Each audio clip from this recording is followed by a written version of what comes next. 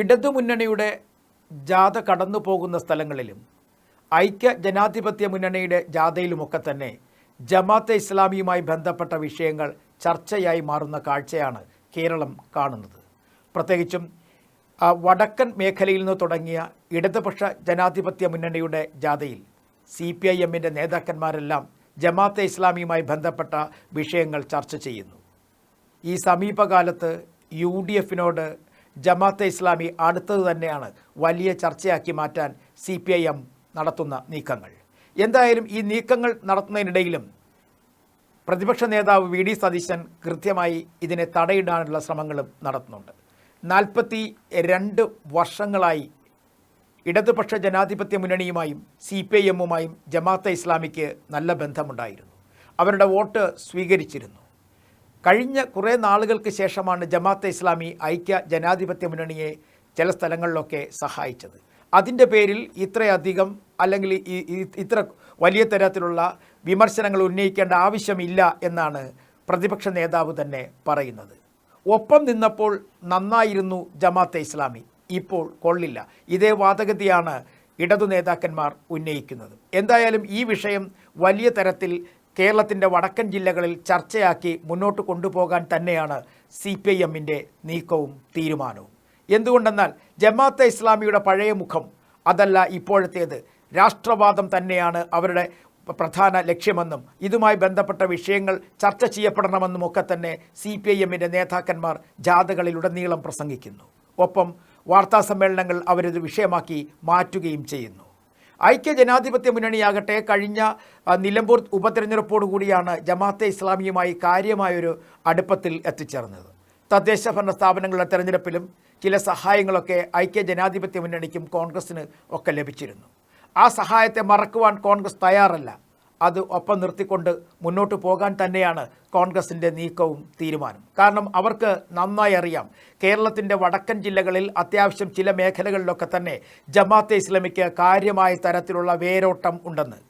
ആ വേരോട്ടം വലിയ തരത്തിൽ കോൺഗ്രസിന് അനുഗ്രഹമായി മാറുമെന്നും മുസ്ലിം ലീഗിന് സഹായമായി തീരുമെന്നുമൊക്കെ അവർ നന്നായി വിശ്വസിക്കുന്നുണ്ട്.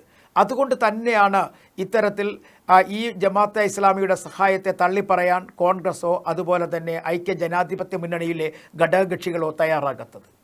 ഈ മേഖലാ ജാഥകളിലൊക്കെ തന്നെ ജമാഅത്തെ ഇസ്ലാമിക്കെതിരെ CPIM വലിയ തരത്തിലുള്ള ആക്ഷേപങ്ങളും ആരോപണങ്ങളും ഉന്നയിക്കുമ്പോഴും സമസ്ത പോലുള്ള സംഘടനകളും ആരോപണങ്ങൾ അഴിച്ചുവിടുന്നതിൽ ഒട്ടും തന്നെ പിന്നോക്കം പോകുന്നില്ല. അവരും വലിയ തരത്തിൽ ആരോപണം ഉന്നയിക്കുന്നുണ്ട്.